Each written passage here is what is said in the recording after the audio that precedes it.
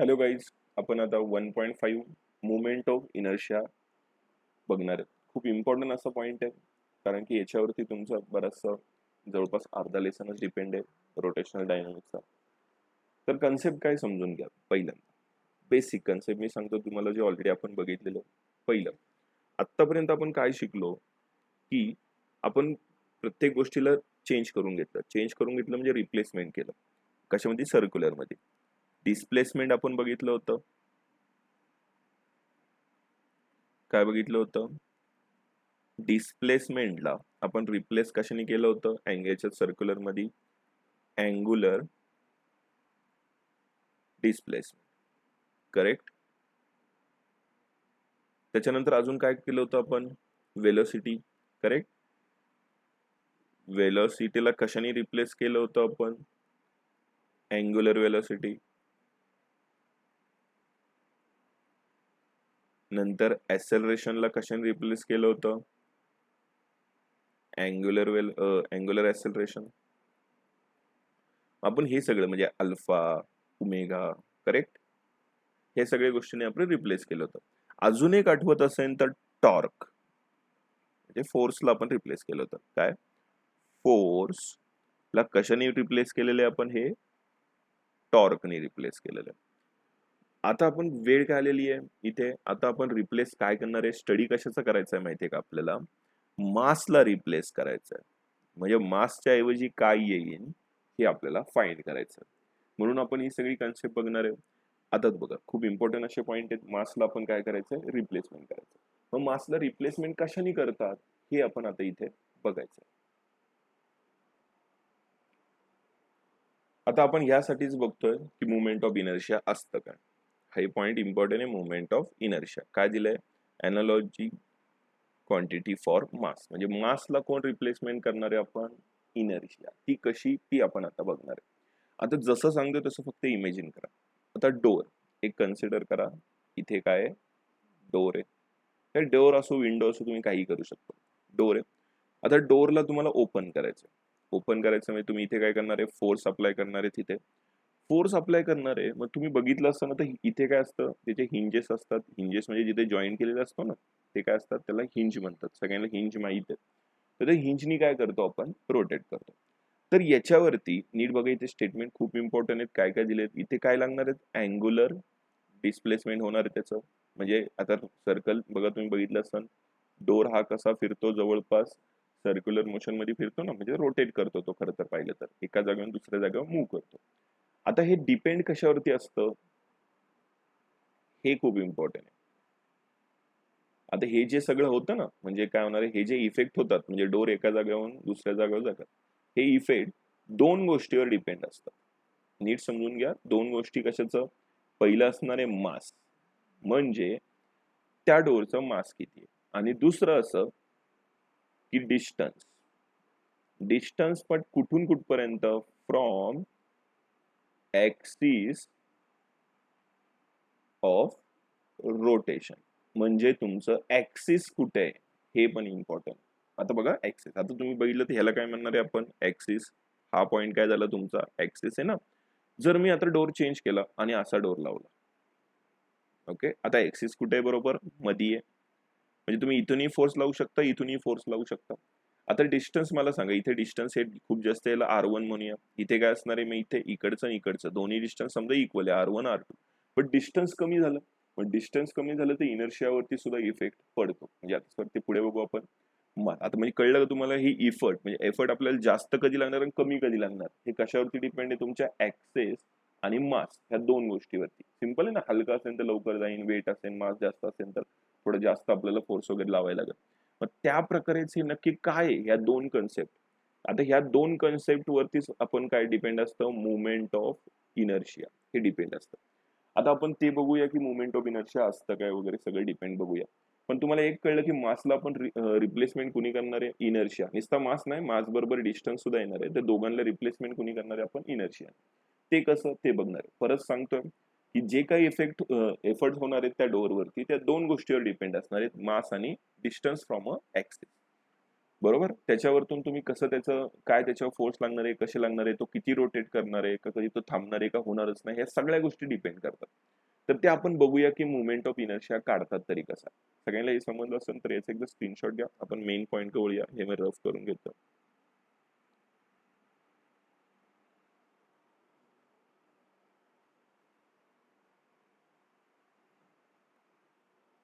ही बघा आपल्याला एक डायग्राम आहे. ही एक रेग्युलर म्हणजे कसं पण कुठल्याही शेपची डायग्राम आहे. आपण कसं जर रिजिड बॉडी कन्सिडर करतो म्हणजे एक शेप आहे कसाही असू दे. त्याच्यावरती काय असणार आहे मास. मास म्हणजे काय पार्टिकलची कुठलीही बॉडी कशाची बनलेली असते पार्टिकलची बनलेली असते हे आपल्याला माहित आहे. मग कन्सिडर करू इथे एन नंबर ऑफ पार्टिकल आहेत. किती म्हणूया body of N number of particles म्हणजे एन नंबर ऑफ म्हणजे किती असेल 1000 असेल करोड असेल वॉट एव्हर आपल्याला काही नाही द्यायची खूप जास्त आहे असं कन्सिडर करू.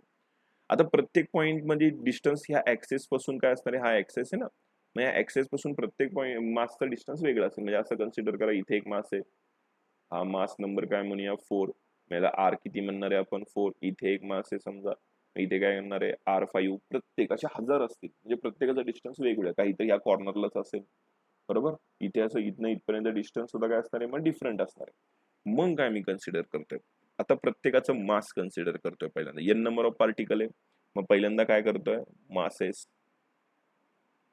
मासेस प्रत्येक पार्टिकलचं काय कन्सिडर करणार आहे मग M1 M2 M3 असं कुठपर्यंत कन्सिडर करणार आहे मी N पर्यंत कन्सिडर करतो त्यानंतर आता डिस्टन्स सुद्धा कन्सिडर करणार आहे इथे लिहिणार आहे पुढे बघा आता तुम्ही काय लिहितो परपेंडिक्युलर आता परपेंडिक्युलरच आहे ना हे बाकीचं जरा रफ करून घेऊया थोडीशी इझीच ठेवूया डायग्राम एवढेच असं कन्सिडर करा आता हे डिस्टन्स कसं आहे बघा प्रत्येकाचं परपेंडिक्युलर डिस्टन्स आहे ऍक्सेस बरोबर मग परपेंडिक्युलर डिस्टन्स म्हणणार आहे आपण perpendicular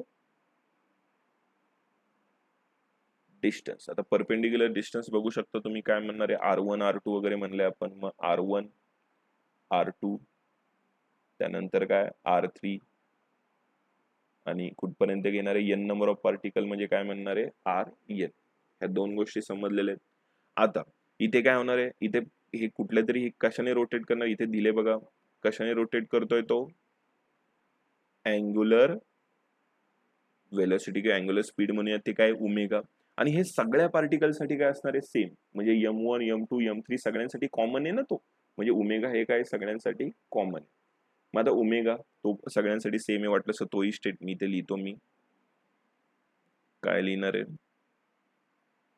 all particles in UCM uniform circular motion मध्ये with same angular speed angular speed किती आहे त्याची ओमेगा किती आहे ओमेगा सेम यांनी हे करतंय आता सगळ्यांना चा आता आपल्याला काय फाइंड करायचं आहे स्पीड फाइंड पण प्रत्येकाचं स्पीड डिफरंट असणार आहे ओमेगा सेम आहे अँग्युलर स्पीड सेम आहे बट लिनियर स्पीड म्हणजे हा जो असणार आहे प्रत्येकाचा लिनियर स्पीड काय असणार आहे वेगवेगळं आपण हे पहिल्यांदा बघितले बघा सेंटरला काय असतो आणि प्रत्येक पॉइंटचा V काय असतो इथला वेगळा आपण हे याच्यामध्ये बघितलेलं आहे मग याचं लिनियर ह्याला लिनियर V म्हणजे काय म्हणणार आहे लिनियर इथे वाटलं तर त्या स्टेटमेंटच्या पुढे लिहितो बट काय लिहिणार आहे बट डिफरंट लिनियर स्पीड आता डिफरंट लिनियर स्पीड कशाने डिनोट करणार आहे मी V नी तर V चा सुद्धा आता सगळ्यांना फॉर्म्युला माहिती आहे आपण खूप वेळा आता मी एक इम्पॉर्टंट म्हणलं होतो R काय असतो ओमेगा हा आपला काय असतो फॉर्म्युला कशाचा V चा आता V चा फॉर्म्युला मिळाला म्हणजे आपल्याला प्रत्येकाची वेलोसिटी काढावी लागणार लिनियर M1 M2 M3 प्रत्येकाची काढायला लागणार ना तेही लिहून घेऊया आपण इथे काय लिहिणार मग ते लिहितोय फर्स्ट पार्टिकल आता इथे लिहितोय लिनियर स्पीड ऑफ फर्स्ट पार्टिकलचे लिनियर स्पीड किती असणार आहे मग V1 is equal to R1 omega मग आता मला सांगा सेकंड पार्टिकलची किती असणार, आता ते तुम्ही थोडंसं डोकं लावा, प्रत्येक वेळी मी सांगण्यात काय पॉईंट नाही. काय V2 किती असणार आहे मग R2 ओमेगा. ओमेगा का सेम आहे, कारण की तो सगळ्यांना सेम आहे, आपण ऑलरेडी मेन्शन केलेलं आहे ते, सेम फॉर ऑल. कळतंय? मग आता काय असणार आहे, मग असं करून V3 किती असणार आहे R3 ओमेगा, आणि V लास्ट वाला घेऊया Vn किती असणार आहे मग Rn ओमेगा. असं प्रत्येकाचं V4चं वेगळं, प्रत्येकाचं वेगळं असणार. आता आपण काय काढायचं आहे, कायनेटिक एनर्जी बद्दल बोलणार आहे आपण. प्रत्येकाची कायनेटिक एनर्जी थोडं झूम करून घेऊया. काय म्हणणार आहे आता, कायनेटिक एनर्जी तीही इथे लिहूया. काय translational kinetic energy of first particle, किंवा एक काम करा पार्टिकल्स म्हणा, फर्स्ट म्हणले की मग ते एकाच कन्सिडर केल्यासारखं होतं. पार्टिकल्स लिहूया आपण इथे.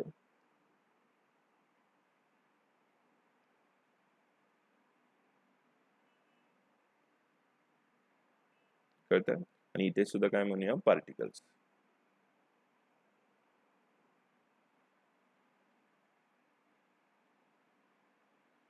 आता कायनेटिक एनर्जीचा फॉर्म्युला सगळ्यांना माहिती आहे, नसेल तर मी इथे लिहून देतो. काय असतो, हाफ mv². हा कशाचा फॉर्म्युला आहे, कायनेटिक एनर्जीचे फॉर्म्युले. हे फॉर्म्युले असतील तर मी ते ब्ल्यू यांनी करतोय, जे ऑलरेडी आपण आधी बघितले असेल तर पुढे. आता याची किती येणार आहे, पहिल्याची पार्टिकल 1 ची इथे लिहितोय मी, कायनेटिक एनर्जी फॉर पार्टिकल 1 किती असणार आहे, हाफ m1, आणि काय म्हणणार आहे V1². करेक्ट. मग आता m1 तसंच, बट V1² बघा, V1 आपल्याला इथे वरती आहे, मग तो इथे प्लॉट केला आपण, तर किती मिळणार आहे ते आपल्याला R1 ओमेगा, आणि स्क्वेअर आहे, स्क्वेअर म्हणजे ह्या दोघांचं काय होणार आहे, स्क्वेअर होणार आहे. करेक्ट. मग आता मला सांगा कायनेटिक एनर्जी फॉर 2 चं किती होणार आहे, हाफ m2 V2², म्हणजे इथे काय येणार आहे, हाफ m2 V2² म्हणजे R2² ओमेगा². आता मग kinetic energy for third particle काय होणार आहे मग, हाफ m3 ओमेगा3² म्हणजे हाफ m3 R3² ओमेगा². पुढे kinetic energy of nth particle काय होणार आहे मग, हाफ mn Vn² म्हणजे काय, हाफ mn Rn² आणि ओमेगा². हा आला फॉर्म्युला. आता आपल्याला टोटल कायनेटिक काढायची आहे. टोटल कायनेटिक एनर्जी म्हणजे आहे त्या सगळ्या एनर्जीची काय करणार आहे आपण, ऍडिशन करणार. ह्याला मी एक ब्रॅकेट टाकून घेऊया. ही काय आलेली आहे आपली कायनेटिक एनर्जी आलेली आहे. ठीक आहे, ही आली आपली कायनेटिक एनर्जी. आता कायनेटिक एनर्जी आली की सगळी टोटल कायनेटिक एनर्जी काय करणार आहे आपण, ऍड करून घेणार आहे. ती कशी, इथे लिहितोय मी, हे बघा, total kinetic energy. Total kinetic energy म्हणजे सगळे कायनेटिक एनर्जीचे काय करावं लागेल आपल्याला, ऍडिशन. ते लिहून घेऊया. Kinetic energy of first plus kinetic energy of 2 plus kinetic energy of 3 plus kinetic energy of nth. खरं तर ऍक्च्युअल मध्ये असं लिहिलं पाहिजे, plus kinetic energy of n. Okay, final. मग ह्या सगळ्यांचे आन्सर किती येणार आहे मग आपल्याला, ते आपण लिहून घेऊया. Half m1 R1² omega plus half m2 R2² omega plus half m3 R3² omega plus असं किती व्हायचं लास्ट वाल्याचं, हाफ mn Rn² ओमेगा². आता याच्यात काय काय कॉमन निघते ते सुद्धा आपण काढूया. सगळ्यांना हे समजलं असेल तर इथपर्यंत स्क्रीनशॉट घ्या तुम्ही, कारण की आपण नेक्स्ट पेजवर घेऊया आता हे पुढचं.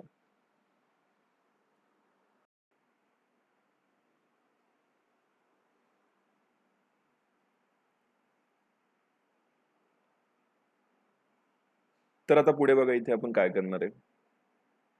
आता इथे काही गोष्टी कॉमन काढूया. काय कॉमन निघते बघा, इथे हाफ आहे, इथे हाफ आहे, इथे हाफ आहे, इथे सुद्धा काय आहे हाफ.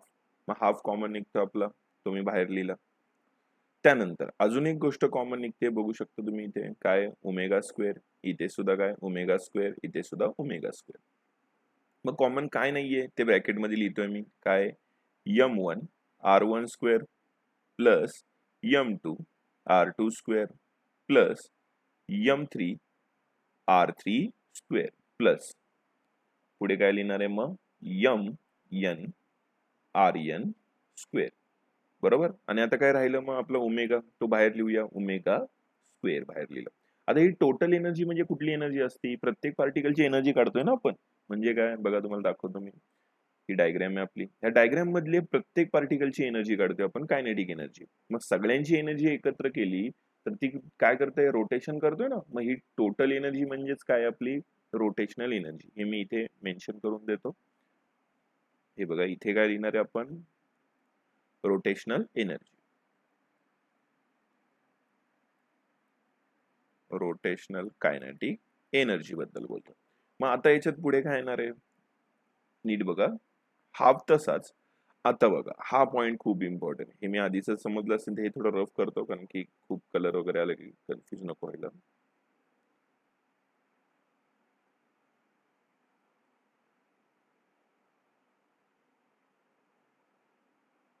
ओके.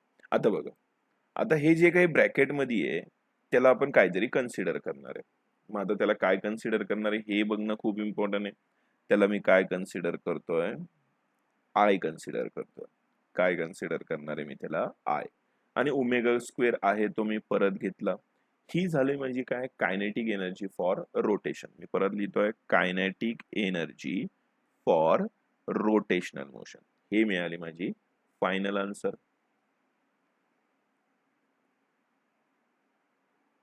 ओके, सगळ्यांना हा पॉइंट क्लिअर असेल, kinetic energy of rotational motion आहे. आता मी काय बोलतोय नीट समजून घ्या. हे तुम्हाला आन्सर मिळालेलं आहे. आता तुम्हाला आय ची व्हॅल्यू सुद्धा मिळाली आहे, ती मी लिहून घेऊया. इथे बाजूला लिहितो मी.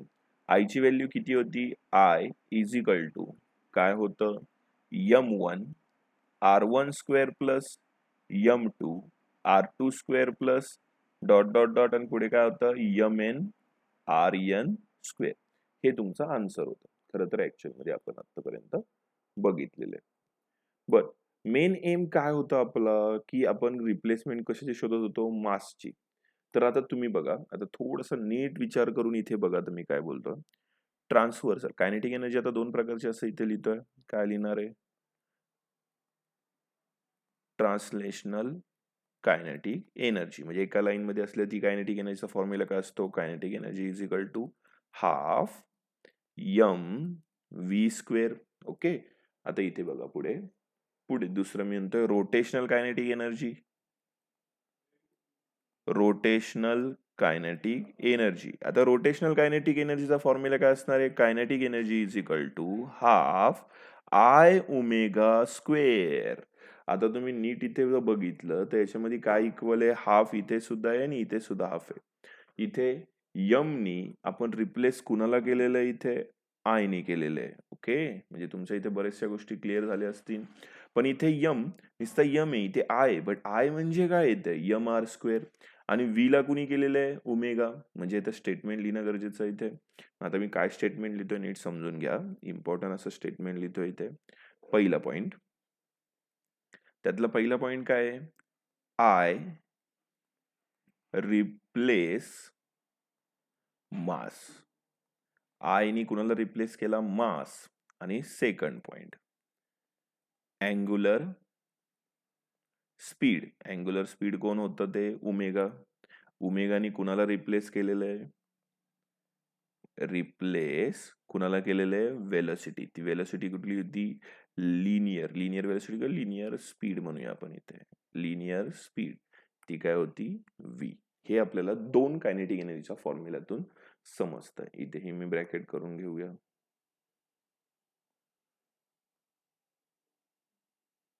ओके. आता हा इम्पॉर्टंट असा पॉइंट तुम्हाला समजलेला आहे. म्हणजे फायनली आपल्याला कळलं की आता कायनेटिक एनर्जी चेंज होती तर मासला कोणी चेंज करतं, आय. आता परत तेच पॉइंट आलं की हा मी पॉइंट खाली घेतो, हा इथे घेऊया. हे थोडं वर घेऊया.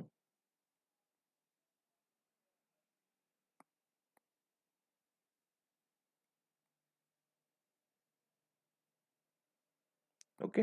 आता बघा, आता मेन माझं माझं मी हे का केलंय ते तुम्हाला सांगतो, की आपण आय बद्दल बोलतोय, की आय कशावरती डिपेंड आहे हे तुम्ही मला सांगित. खूप इम्पॉर्टंट, थोडा विचार करा. तुम्ही दिलेलंच आहे काय असं सांगण्यासारखं नाहीये.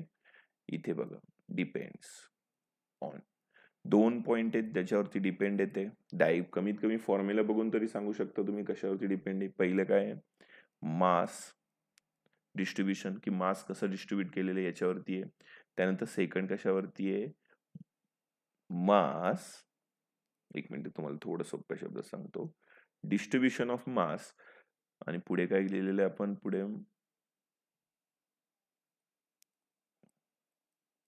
Distribution of mass about axis of rotation. Axis of rotation म्हणजे सिंपल शब्दामध्ये याचा दुसरा मिनिंग काय होऊ शकतो, डिस्टन्स. कळतंय की मास कसं डिस्ट्रीब्यूट केले, किती लांब केलेले. म्हणजे बघा असा एक्सेस आहे, इथे एक मास आहे, इथे एक मास आहे, म्हणजे डिस्ट्रीब्युशन झालं ना मासचं. तर ते किती लांब केलेलं आहे ते ह्याला आपण म्हणणार आहे डिस्ट्रीब्युशन ऑफ मास. म्हणजे कळलेलं इनर्शिया कशावरती डिपेंड आहे. हाही खूप इम्पॉर्टंट असा पॉईंट होता. मग इनर्शिया, आता ह्या फॉर्म्युल्यावरतून जे आपण इथे लिहिलेलं आहे त्याचा असाच ठेवून चालणार आहे का एवढा मोठा फॉर्म्युला, तो आपल्याला थोडासा कन्वर्ट करून घ्यावा लागेल. तर कसा कन्वर्ट करून घेणार आहे, मासेची सम आहे ना, म्हणजे सगळ्या मासचं काय करावं लागणार, एकत्र करावं लागणार. म्हणजे आयचा फॉर्म्युला काय येणार आहे इथे, नीट थोडं बघा तुम्ही, इंटिग्रेशन ऑफ आर आहे ना, मग आर काय घेणार आहे आपण, आर स्क्वेअर, आणि मास छोटं छोटं मास आहे त्याचं इंटिग्रेट केलं टोटल भेटतं, म्हणजे काय लिहिणार आहे आपण, डीएम. हा मिळालेला आपल्याला आयचा अजून एक इम्पॉर्टंट असा फॉर्म्युला.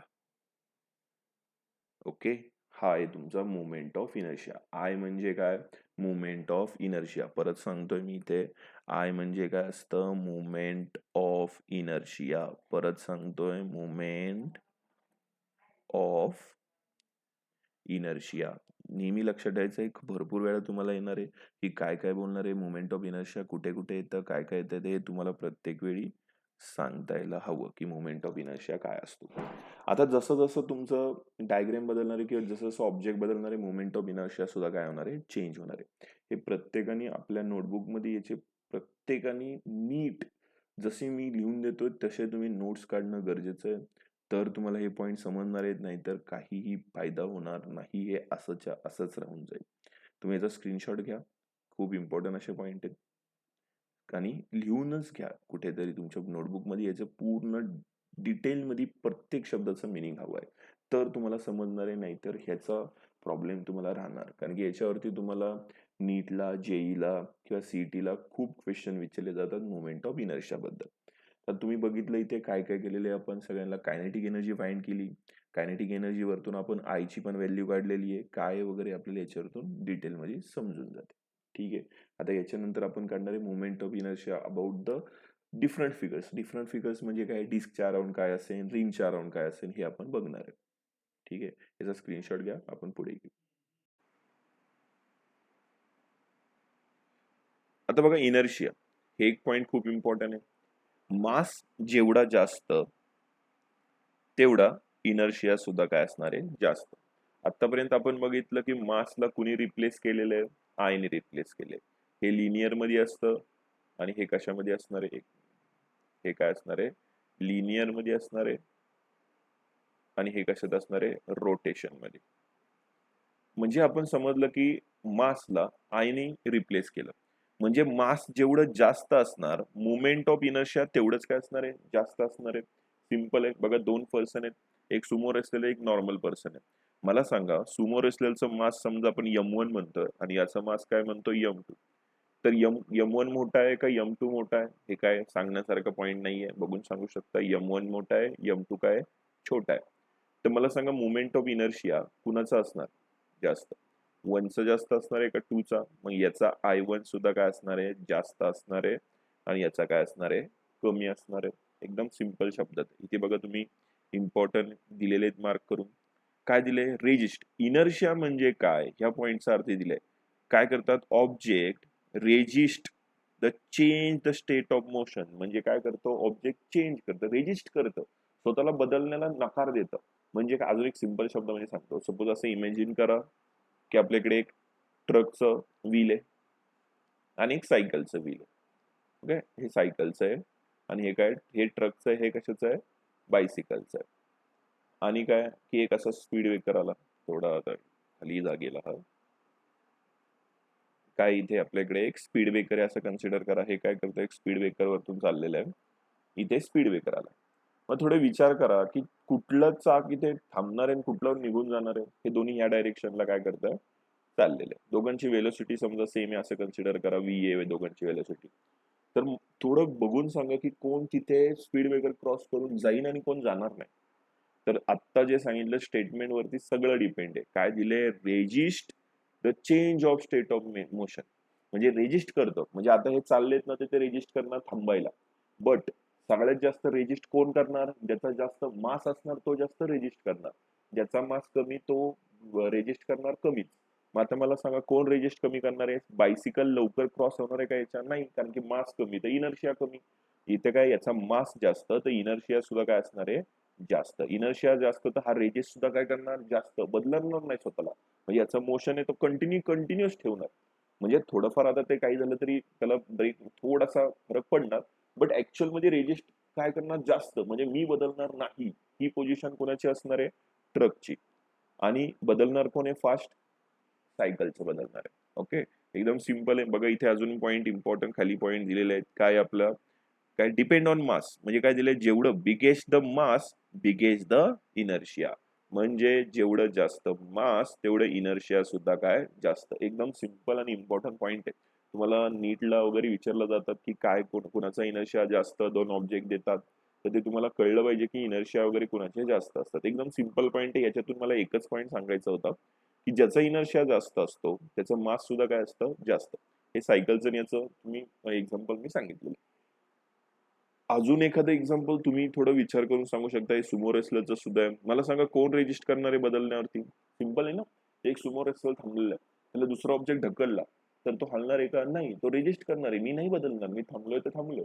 पण मला सांगा हा छोटासा ऑब्जेक्ट, छोटासा पर्सन आहे, त्याचं मास कमी तर इनर्शियाही कमी, इनर्शिया कमी तर रेजिस्टन्स कमी, रेजिस्टन्स कमी तर धक्का दिला तर ते काय होणार आहे, पडणार आहे. ओके, हा एक.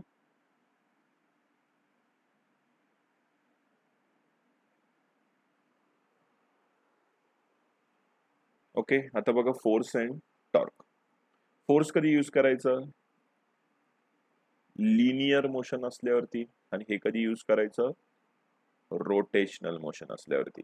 टॉर्क हेही आपण बघितलेलं आहे. मी तुम्हाला अजून एक हे देतो एक्झाम्पल. सपोज असं कन्सिडर करा, एक इथं हिंज आहे किंवा काय आहे, एक ऑब्जेक्टला काय केलंय तुम्ही, एक पट्टी लावलेली आहे आणि ह्याला आपण काय करणार आहे, ह्या डायरेक्शनने मी काय करतो, फोर्स अप्लाय करतो. तर हे फोर्स अप्लाय करते तर ही अशी रोटेट करणार आहे, इकडून अशी काय करणार आहे, रोटेट करणार आहे. म्हणजे डोर सारखं आहे असं कन्सिडर करा. हा फोर्स लागतोय, इथनं इथपर्यंत डिस्टन्स, हे डिस्टन्स किती आहे, आर. तर टॉर्कचा फॉर्म्युला काय असतो, ह्याला टाऊ म्हणणार आहे. फॉर्म्युला काय असतो, नेहमी लक्षात ठेवायचं, आर इंटू एफ. कळतं, हे वेक्टर नोटेशन मध्ये आर इंटू काय असतं, एफ. इथे पण दिलेले बघा, लिव्हर आर्म, लिव्हर आर्म म्हणजे डिस्टन्स आणि फोर्स एफ. आणि याचा तर फॉर्म्युला माहिती आहे, F is equal to M A. आता फोर्स कधी होतो, काय दिले इथं, फोर्स काय दिले, कॉस थिंग टू द ऍक्सिलरेट. म्हणजे एखाद्या ऑब्जेक्टला ऍक्सिलरेट करायचं, म्हणजे ते डिऍक्सिलरेशन वगैरे सगळे येणार. डिऍक्सिलरेशन म्हणजे काय, स्पीड कमी करणं, ऍक्सिलरेशन म्हणजे स्पीड काय करणं, जास्त करणं, त्यासाठी यूज होतं. त्यानंतर एखादं आपण ऑब्जेक्ट असेल की आपल्याला ते ऍक्सिलरेट म्हणजे स्पीड वाढवायचं असेल तर त्याच्यावरती आपल्याला काय करावं लागणार आहे, फोर्स लावायला लागणार आहे. आणि एखादं ऑब्जेक्ट रोटेट करायचं असेल तर आपल्याला काय करावं लागणार आहे, टॉर्क यूज करायला लागणार आहे. काय यूज करायला लागणार आहे, टॉर्क. ह्याला टाऊ म्हणतात, म्हणजे टॉर्क.